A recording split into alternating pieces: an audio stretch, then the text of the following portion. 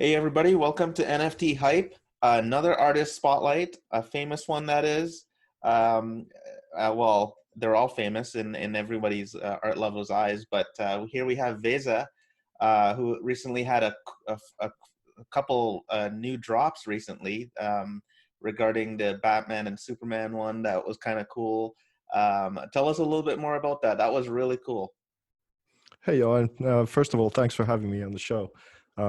Pleasure to know that more people are coming in to really sort of help this space grow. So your show is a welcome add to the whole scene. And yeah, indeed, it's been an incredibly exciting week. There's many things that are coming that are really coming to fruition at the start of the coming year, and it's been a long time coming. And this most recent one we did as a collaboration with the Bad Crypto podcast guys. So Joel and Travis are longtime friends, and we've been doing collaborations with them for a couple of years now already. And this is a new iteration with their Nifty show, and it was part inspired by having this incredible honor of being one of the characters in their Blockchain Heroes card series, or inspired by was the whole thing of this character called Bright Stroke. And then they said that, hey, we have this show coming on and we want to do an art drop, and would you join us for the first one? And I'm like, of course I'm game, guys. And I thought it would be good to do something with Satoshi, which is the main card of the Blockchain Heroes, and maybe make a little bit more of an adult version of that whole thing. And then earlier on, I saw how Jose Delbo, the great comic book artist, has a stellar career of since drawing comics since 16, and just worked for Marvel and DC and everyone who's anyone in the whole comic scene. And he's now entered into the NFT thing. And I had to put together a piece at a fairly I had a schedule, so I had 5 days till the launch. So I thought, okay, I'll do something Satoshi, and then also bring in, because there's a moral clash. If you think of the Blockchain Heroes expression, it's very much a comic book type of thing of how they put it together, but the actual substance of the crypto art space is quite controversial, and in some sense it's obvious that because also the DC universe in particular in the comic book world is quite straightforward in a way, and intended for kids originally, and then it's evolved many ways. But let's say there is a character that is all of a sudden something about the monetary system, corruption, and Right. what is money, and all those kinds of things. And then this mysterious character appears. Let's say if we were in the DC universe, Satoshi would very likely be a villain in the eyes of Batman and Superman. So I thought that would be an interesting invitation to not only adult, but also contrast the two worlds a little bit, and really bring some substance to what this whole thing is about. And luckily it was a success, and it sold out as we did it. And it was And incredibly exciting. and it begs the question, who's the real hero, right? In this scenario. And This that's is the what thing. probably That's what why you I wanted called it the people. shield. Okay. I love that. I love that. So tell us a little bit about yourself as an artist and your background. I know you're from Finland. Sure. Yeah. Well, it all started when I was 5 years old. I turned my parents' pots and pans into a drum kit, and I suppose I had that in my blood, and started listening to Michael Jackson and James Brown at a very early age, and yeah, evolved from there. I wanted to be a rock star, I suppose. Nice. Played in bands and whatever, but I was never interested in the theory of music or even learning notes on paper. I just wanted to play the guitar and be in a band. And I come from a let's say politically balanced family, and they kind of suggested that maybe I should get something a little bit more grounded than that as a profession. And it really all came together with film, because I was as interested in film theory as I was in making films. I really wanted to get the whole thing. And of course, um, the seeing Star Wars when I was 5 and getting immersed into that it evolved into Blade Runner, and seeing the worlds that Ridley Scott created that you could really go and immerse yourself in, or then David Fincher blew my mind with the movie Seven and Fight Club later on, and there was a whole evolution of that. And then so I went to film school and made some films and had a production company, made a few television series and documentaries. And in one of these documentaries that I ended up independently producing was a Finnish version of the international independent film series of Zeitgeist. And in particular, the second version called Addendum, which is pretty much just, here's the monetary system, here's how it works. And here's Jacques Fresco and his work on the Venus Project and things like that. And it led me down a very peculiar rabbit hole altogether. And along that time, also, I got very frustrated with filmmaking. I didn't have the kinds of budgets to make my Seven even. Right. And even though I felt, that we were doing important things, it wasn't why I got into film to begin with. And I had a sort of crisis of everything. And with that crisis, then I got this idea that what if I body painted on someone? Because I couldn't really paint at that time, around 12 years ago. But I could direct, I could light, I could photograph, I could Photoshop, I could tell stories. And I thought, what if I found someone crazy enough to get body painted and then photograph the process and start mucking about with paint and photography, and what could I come up with? And as soon as I saw the first piece, I lost all motivation to do all the other things from there forward, and gave birth to this whole concept called Artevo, which is this whole holistic way of making, I suppose, portraiture art, updating it to our current time of how elaborate and multi-layered a portrait mixed media piece can be. And that led me to body paint this Bollywood actress called Veena Malik, and we reached a global audience, and we sort of shook the ground a little bit with that process. And eventually that led me into crypto art, because 3 years ago I went for coffee with a friend of mine who came out of the sort of crypto investor closet and said that, hey, listen, this is what I've been doing for a year, and I just paid myself for a full year's salary yesterday, and this is my investment world. And he was trying to find a piece on his wall that would be good enough that he would like for 4 days, and he couldn't find anything at that point in summer 2017. So I was immediately fully immersed, because I'd made 350 digital high resolution originals at that point. So not only could I start monetizing those, but the world was something that I was familiar with due to, I suppose, something that almost became like money activism through the film and understanding how the monetary system works. And it felt like home. I found the entrepreneurs who wanted to do good in the world, and they had a little bit of a rebel spirit, and everything just came together. And I started writing for News BTC and going to conferences, and I've been on that road ever since. And I'm ever so happy to be a part of this incredible movement. Interesting. So you actually did some pieces for News BTC as well? No, I write for them. Right. Yeah. Yeah. So about creativity, I write with them, and we sort of have this sponsorship deal that I don't pay them, they don't pay me, and I let the community know about what it is that I'm doing, as well as help other people get exposure for creative projects, because that platform mainly, I think it still is, but at that point it was very much about price prediction. Those were the things that were, so it was very tech heavy. There wasn't that much creativity or sort of it was very, very technical, the whole world at that point still. And it's, of course, now it's exploded and expanded, but there were maybe 5 people that could have been considered full-time and serious crypto artists at the point when I got into the whole space. So now there are thousands. No, did you originally put your pieces on Ethereum? The very first way that I started utilizing blockchain, because basically to me, first and foremost, crypto art, the way that I define it is that it's something that in themes and topics helps the whole space. So it's like working to tell the story of what's essential about the space in order to invite other people in, and of course make special collectibles for those of us who are inside the space. And now it sort of almost evolved into this thing that the medium is the message, that whatever it is that you tokenize, that's then crypto art.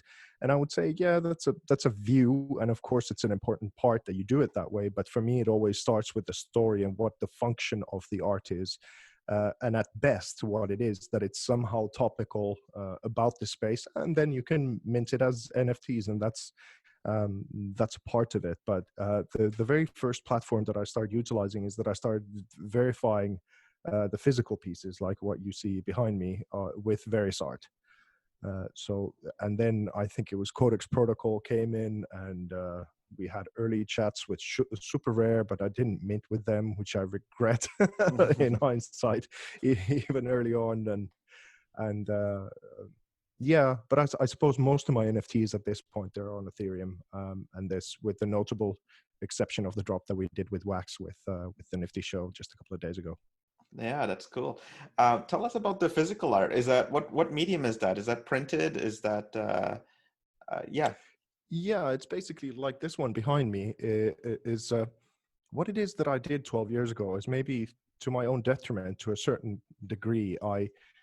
That's a digital file to begin with. It's a mixture of painting and nature photography and body painting and everything that came together for that piece.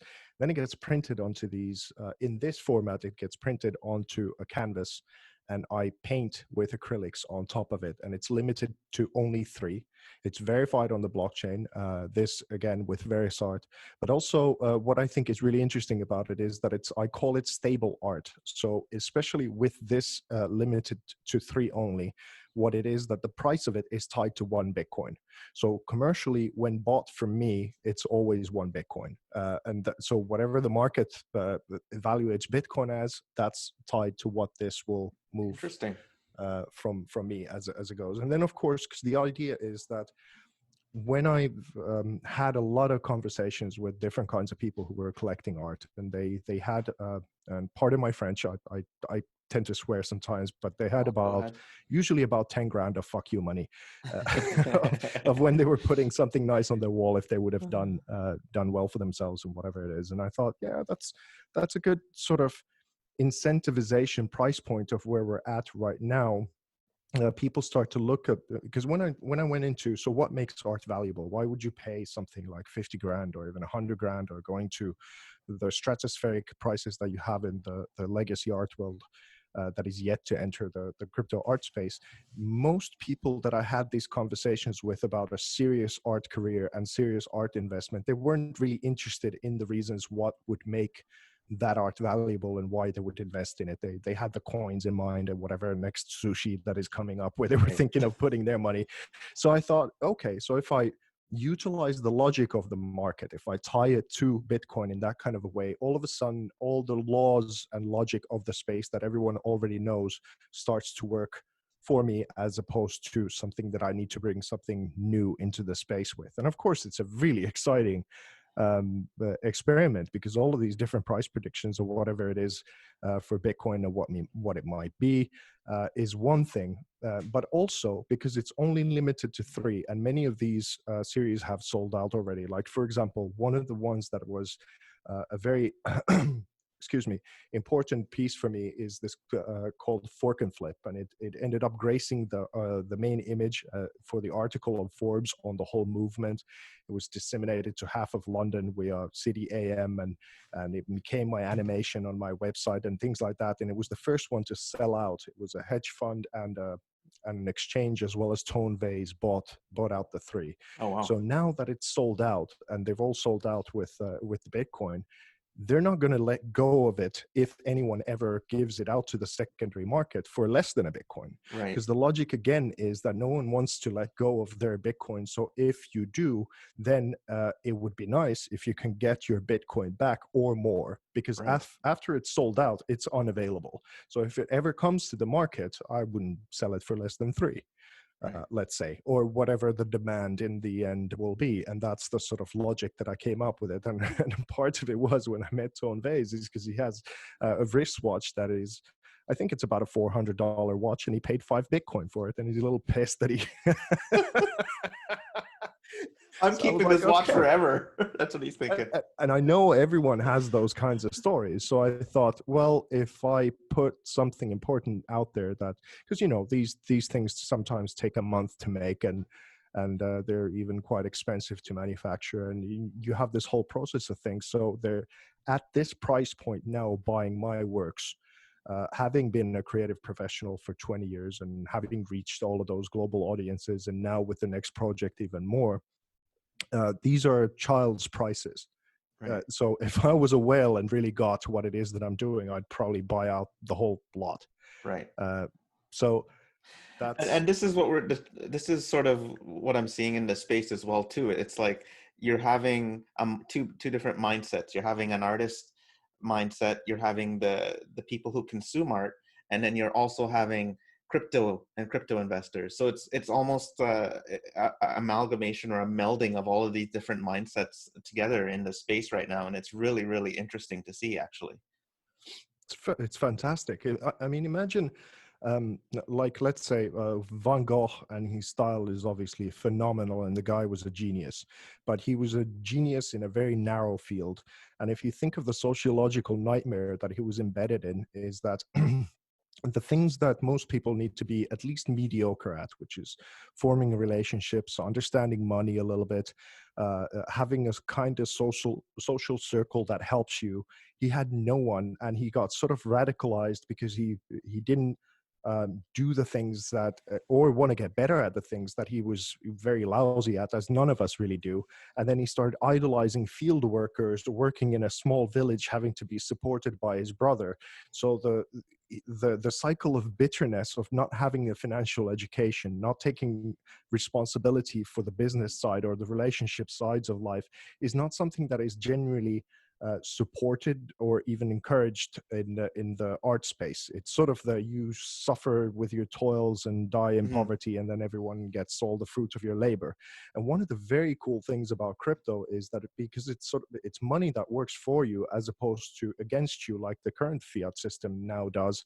You're incentivized to save. You're incentivized to understand the market. You're incentivized to understand the people who are building the whole space, and you're part of a much, much bigger movement than is the art movement, which is already a significant thing inside of it. But you're part of a whole community that helps you support to get your whole shit together. Right. And this is what's so incredibly important for artists to get about this whole space as well. And obviously, the couple points to add on to that, but all what you just said there was just awesome. But like you also have provable rarity, provable ownership and provenance too, which I think just adds probably a lot to the value of these things as well. I would absolutely agree. And I think within our lifetimes, we will see a digital art piece sell for more than any of the physical art pieces have sold in our lifetimes before. I'm predicting this is going to be in the hundreds of millions, and the logic of why that is first of all is that the Christie's and Sotheby's, who have the biggest guns to confirm the physical art pieces, they can have up to 50% of fakes in their catalogs. Wow. And it's an open secret of the industry. There's like the world's foremost expert on Jackson Pollocks refuses to verify any more Jackson Pollocks simply because there's that many fakes. Wow. So that's one aspect of it. And where people really struggle at the moment, that we have solutions already for, but it's not really self-evident to many people yet because they haven't experienced spaces like crypto voxels or places like that. But the question always is, so if I buy a digital piece, where would I showcase it? What's my motivation? And do I then is it like a token? What is it? And if you have digital land in a space like crypto voxels or Decentraland or something like that, and you've built your own space, the psychology of showing off with whatever it is that you have, a fancy house or good sneakers on your avatar, or you have a car, yacht, whatever it is because of the meetup and collaborative communal nature of the crypto space. As that expands, all of these things that are the psychological factors for you to own something in the physical space are transferring one-to-one on steroids onto the to the digital space. And Right. I thought it was so dumb. Like first I was like, Decentraland, what is this? This feels like, you know, a computer game from the 2000s. What? It's very Yeah. blocky. Oh, it's jarry. And then it's like, oh, meetups, something like that. People are buying sneakers? What for the avatars? Are you serious? And then I went with my nude avatar into the first meetup, and then I felt it. And I was like, shit, I'm nude. And then I was like, oh, that's how they get you. Whip out the credit card or whip out the wallet, right? Yeah, so that's how it will gradually go. And of course, virtual reality is something that is really coming into the space with a lot of force right now, as it's becoming financially and technologically feasible to the point. And just imagine a scenario like you had is it Travis Scott, who I think I'm not a listener of his music, but it's this rapper guy who held this big concert in I think it was Fortnite for 15 million people or something like Right. that. I think I saw something, but it was a few months ago, right? Yeah, so imagine if there's a big concert like that, a big habit happening, and an artist creates a whole space in which this concert is held, and that's sold as an art piece and whatever. And all of a sudden, you start to see these incentives and these cards starting to come together as to why something might cost $1 million, it might cost 10 million, it Or might go in that, exponential into. and in that, let's say in that virtual environment, you can have promotional places where people can put ads up, or a gallery where people can come in and view some art, and it's all verified. Like you're looking at the original uh, VESA or the original atom bomb or something like that. You know what I mean? It's not a piece on the wall anymore. The art piece is you're inside the art piece. Yeah. And then there's the argument too. Like I saw one crypto influencer post out. He's like, and it was, I don't know if it was a rhetorical question, but he posted something like, well, why would I pay this much for an NFT that's verified when I can just take a picture of it and have a picture? And to me, it was like, I don't know if he was being totally serious, but it's obvious to probably me and you, but to some people, it's always going to be just a digital picture, right? Well, it's the same thing as like if I can take just a picture on my computer screen of my Bitcoin as opposed to you having a Bitcoin in your wallet. Um, I don't know, man. There's a there's but that's the strange thing. It's actually something that people who are even Bitcoin OGs that have been in this space almost ever since the beginning, they might still have that same logic for a picture or an NFT, even though they're full in crypto. So it's a bit of cognitive dissonance, but I think it's also just because you need to sacrifice some time, you need to be incentivized in some way in order to be interested to really get it of why it is. But for people who get crypto, I think it's easy, and it's that picture reference. It's a picture of your Bitcoin as opposed to you having a Bitcoin. But for the legacy art world out there that is slow in, it's probably 20-30 years but behind the actual innovation as of right now. There, that's one thing, but then the population at large, I think it's the collectible cards, like the Garbage Pail Kids and what Right. the Bad Crypto Podcast guys did, and those things becoming more readily available, and just the new generation shift. They're probably going to think cash is stupid, Right. um, so It, it's it they're much more. I'd be curious if we took a poll and we would say, if you had the chance to see a fake uh, real life piece of, let's say, a atom bomb card versus a real digital version, which one would you pay a price to see? I would be curious to see the poll on that. Would you not? Yeah, sure. Because Yeah, as you rightly said, there's so many art physical pieces out there that are fake. So if I went to a museum somewhere, there's a good chance that there's probably a fake on the wall somewhere. there's quite a few, and probably in big collections that people have paid millions and millions of dollars for, and no one's the wiser. I think there was even a lot of controversy on that. I think it's the third sunflower of Van Gogh again that is in Japan, and I think there's ambiguity because they might even suspect themselves that it's not the real thing. But obviously, there's a lot of ego involved and a lot of investment involved, and when I looked at that piece, I went like, that doesn't have the radiance, that doesn't have the power of Van Gogh. Right. But you know, if I had that piece and I had $100 million invested in it, how motivated would I be to actually explore whether it's a fake or not? You know, Yeah, give we're yourself the benefit of the doubt on that one, right? yeah, so I'm sure there's a bunch of Jackson Pollocks in people's possession that have nothing to do with Jackson Pollock. Yeah, and in terms of the art appreciator, does the person appreciating the art have less or more appreciation for it, knowing it's a fake or knowing it's not a fake? It's like that placebo effect, you know, almost Mm. that you have there. It's a very interesting concept to think of, and I think we're discovering it with this digital art world, right? As we speak right now. Vezo, what are you excited about? Like, where do you see the space taking off into, like, the next couple of years? Like, not 5 years, but maybe 2 years out. Um, well, we're seeing the first sort of bull run of NFTs right now, and as the alts are starting to pump again, and then we're gonna get a new all-time high of Bitcoin, and there's going to be, I think the exciting thing altogether is that how much people are waking up to NFTs, but also that after this long bear that we've experienced, now there's going to be a bunch of people that come to the ecosystem that are new. Many people are going to make a boatload of money, up to the point, like one of my friends, Michael, says that they're not going to know what to do with. So NFTs and art and collectibles and those kind of things are probably going to be exploding in popularity. But of course, these platforms are becoming more streamlined. It's becoming more accessible. You can even buy the art pieces with fiat. There's more crossover. So adoption is going to be helped in that way. There's incredible excitement, but also it's also kind of easy to see that after the bull run, there's a lot of different methods that I don't particularly think are great.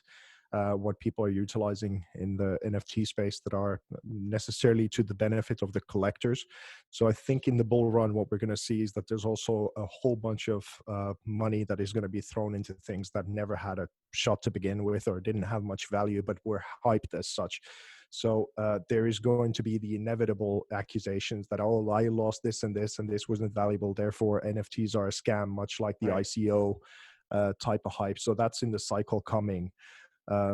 So I would, in that sense, anyone who's especially coming in from the point of investment, there's some things to look at. Is what are the artists' career? How long have they been in the space? What their accomplishments are? Who have they sold their art to before? At what kind of prices? And do they have some crossover? Or have they only been in the crypto art space? Have they done other things as well? And you get to start getting these cross-reference points of because there's going to be stellar new artists that come in that just have something unique that hasn't been done ever before, and all of a sudden they just explode, and they are the bright stars, and rightly so. They deserve their spots, and they deserve their money, and they will hold their value. But there is way less of them that some would like for you to believe. And even with those, it's the whole law of crypto is do your own research. So if the NFT space and the collectibles, which I think are an incredible opportunity right now, because there is very, very cheap art pieces that will be costing a lot of money in the future, now sold for very reasonable prices. So there is opportunity, but some of the laws and logic will calm down and be migrated from the legacy system into this new exciting art ecosystem as well. But right now it's a little bit of a wild west, and that has its benefits and minuses. But yeah, do your own research, man. Yeah, speaking of which, what did your one of one go for? 50,000 wax, was it? Yeah, yeah, Great. that That was was really cool. yeah, it was okay. I mean, I'm in a particularly strange paradox because my physical versions of these art pieces were doing very well, and they were selling for around that $1 Bitcoin mark and more. And then I didn't pay as much attention to the NFT scene as it was growing, even though my originals are digital files. And that's the strange paradox, that once I started minting my NFTs, there were a whole bunch of other artists who had a lot of attention on their NFTs. And I thought, well, this is a little strange that I just sold a couple of pieces for a couple of Bitcoin or something like that. And then I made the NFT version, and they wouldn't pay a couple of Ethereum for it. And I was like, Yeah. I just had this mind melt. I'm going like, what the hell is going on over here? And then I just hadn't put in the groundwork of just solidifying so that people understand what it is that I've done and why these would be valuable. And I started paying, especially when Corona came, much more interest into my NFTs and now growing it. And now the foundations are ready for that part to really become something interesting once the year starts. There's a couple of exciting collaborations that happened before then, but especially with the news that is coming out in January, I know that not only the crypto space, but the world at large is going to start paying attention. Did you want to give a hint as to what that is, or? It's well, I did that collaboration with a Bollywood actress before, and Oh, that's right. this is of a similar caliber of a collaboration, and it has many of the crypto aspects from platforms as well as notable people sort of together with this. And we're building a studio as well for things that I'm doing. That is, do you work in inches or meters? Inches. Right. So it's going to be, because it's 400 square meters, so that's about Oh, wow. 1,200 foot studio, which will be built, and it's from floor to ceiling made from my art. So we're manufacturing a physical space from which to start building And these where's that going to crossovers be? between. Sorry. And is that going to be, where's the physical location? I'll go into that once we publish this. Okay, cool. This thing a little bit along the line, but it's going to be an absolute magic land. And also, there's a collaboration with an animation company that we solidified as well to start really making them into the visions that they can become. So it's an incredibly exciting period. Yeah, So, no, I totally agree with you, and it was awesome spending some time with you and seeing your vision on the space. I love that the amount of work and effort that you put into it, and we hope to see more from you, man. Where can viewers catch up with you and find all your stuff? oh sure. If you want to see maybe the most condensed version of some information about this stuff is artforcrypto.com. That'll just scrolling a little bit down. It will take you to either the physical pieces or the NFTs, or where the majority of them are. And Twitter, I'm probably most active at, which is at art by VESA, VESA. And that's the same for Instagram. And, you know, I'm very open to any conversations, collaborations with platforms and people and commissions. And even though probably the next commission that I'll be able to take is somewhere like February, because it's the rest of the year is pretty booked. But yeah, I still sell everything all the time, and the ones especially that have been pre-made. So that's one thing. But yeah, just hit me up on any socials and. Cool. Yeah. It was a pleasure talking to you, man. I hope to see you around the space. I definitely will see you around the Wax ecosystem, and have an awesome day, and we'll talk to you again soon. Likewise, Johan. Thanks for having me on. Peace. Cheers, buddy.